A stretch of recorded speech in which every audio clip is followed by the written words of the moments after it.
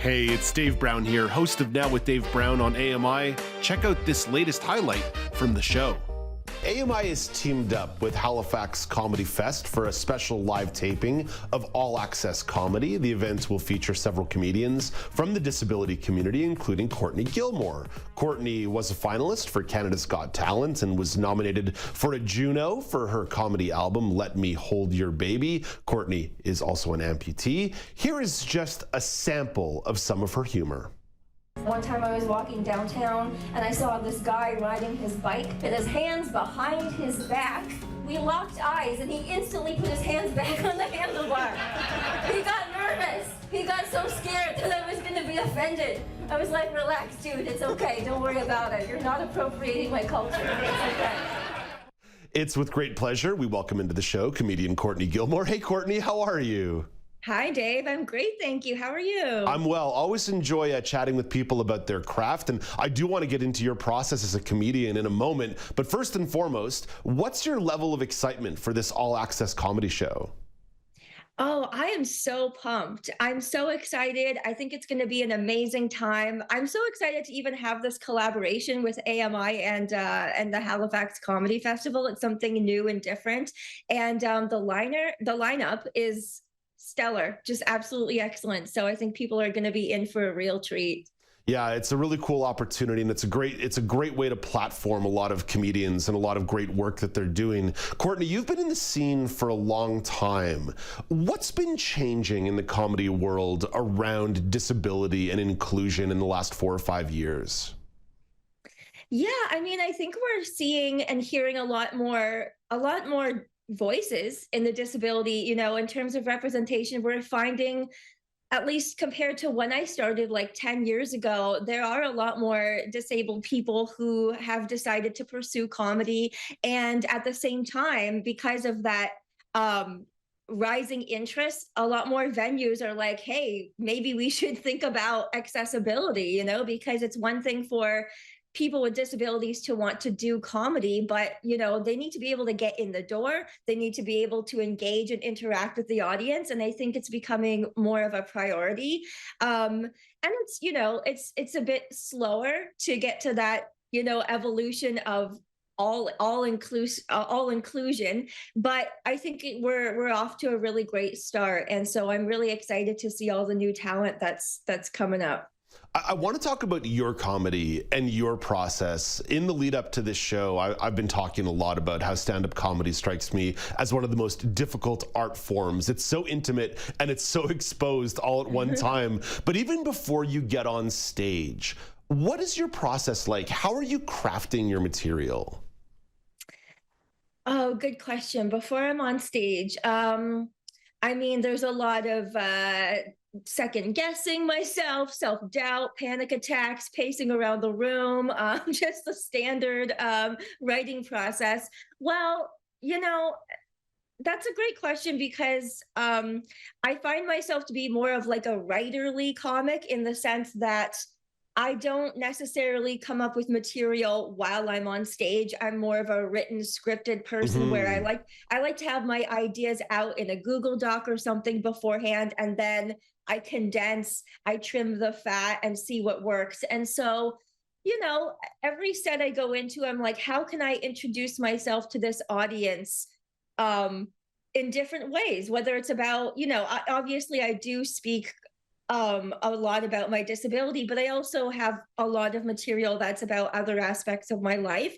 And I guess I just try to approach it from what is going to be the most interesting angle for this. How do you end up workshopping it? Because certainly a bit doesn't come on stage totally fully formed. It has to get worked out somewhere. You hear about all these comedians before big specials. They're off hanging out at small clubs or the Comedy Cellar or wherever, just workshopping material. How do you workshop your material to make sure you're trimming some of that fat?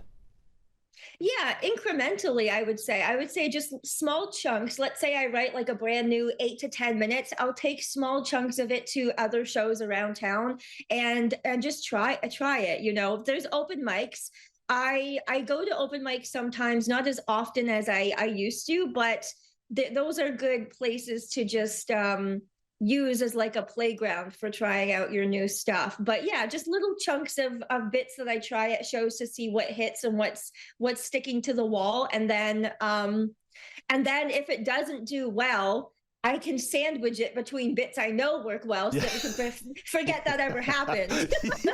Yeah, we hide our weaknesses around our strengths. There's definitely something to that. Does it get harder to find those spaces to do it? Because you've developed some success here, you've got some fame, you have a name that is recognizable. So does it become harder to find those spots to do some of that workshopping? Yeah, I mean, I don't know if it's harder. I mean, Toronto is so comedy dense, and so we have so many different spaces. And I think most of the challenge is honestly on my end, is because I'm so nervous to try out new material. But because people are starting to recognize me more, they will come to shows to see me. And I think that I mean, the dream is to have people come see you because they know you and they know your humor. And for that reason, I find that a lot of people trust me. They trust my humor. And so if I'm trying something new, they kind of automatically trust where I'm going just because they're already on the same track humor wise, which is really gracious and really helpful for me. Because then I know if it falls flat, I'm like, okay, well, people who like me didn't even like that. So now I know that's not going to work. But they at least they grant me the space to try it. And that's always a cool thing. So yeah.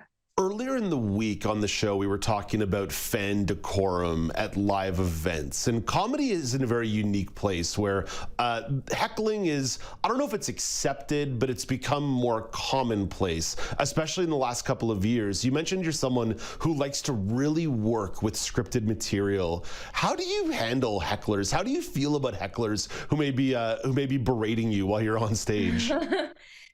Yeah, I mean, I think when people talk about heckling, it's not necessarily the type of heckling you expect, like in the sense that it's not as overt as people think it is, at least not in my experience. I don't really have people berating me. It's usually what happens is just a healthy combination of alcohol and bravado and and people wanting to be part of the show and thinking that they're helping you. And so, yeah, I mean, as scripted as I am, I'm also very prepared. You know, it's not like when I say scripted, I don't mean that I'm really just mechanically going off a script in my head. I'm just prepared with stuff I want to say, but I'm also prepared for moments of being fully attentive to reading the room and seeing what's going on in the room.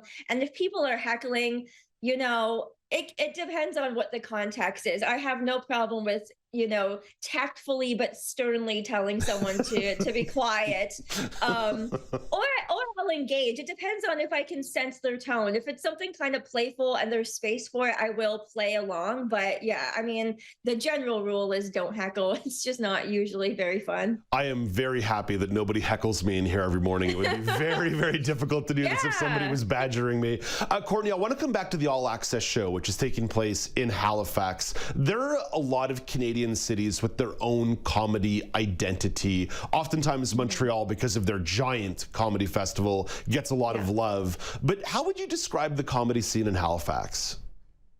You know what? I've only performed in Halifax a couple of times, and I had both really great times at the Halifax Comedy Festival, and I think I did one other show there. That's really interesting because I'm not as well versed in the Halifax scene as I am in other cities. So I guess I'll find out, but from what I remember, it was really fun, really warm.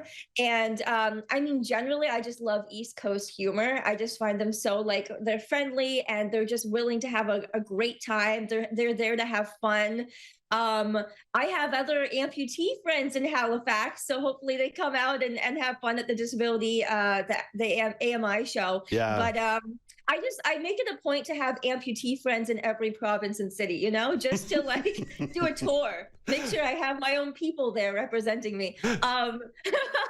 But yeah, from what I recollected, it's been a good time in Halifax. So I'm hoping for that to be a repeat. Yeah, unreal. Yeah, I find the people of Halifax are very, very welcoming. I had a couple great times here in the last couple of years visiting Halifax. Hey, Courtney, on the way out here, I'm going to promote the All Access Comedy Show, but I want to give you the opportunity to promote some of your stuff. Where should people go to follow along with your work, or maybe even find your comedy album? Oh yeah, thank you. So I do have a comedy album out right now. It's called Let Me Hold Your Baby. That's on all streaming platforms.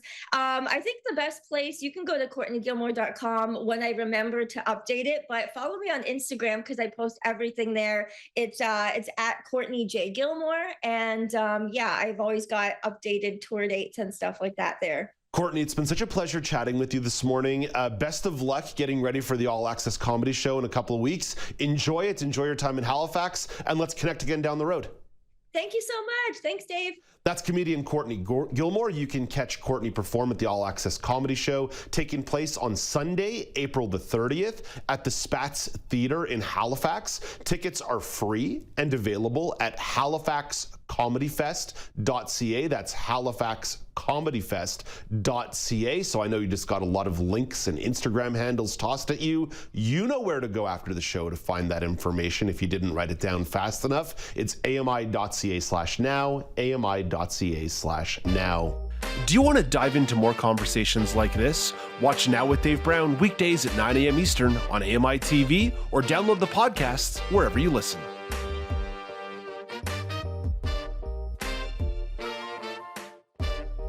Do you want to dive into more conversations like this? Watch Now with Dave Brown weekdays at 9 a.m. Eastern on AMI-TV or download the podcasts wherever you listen.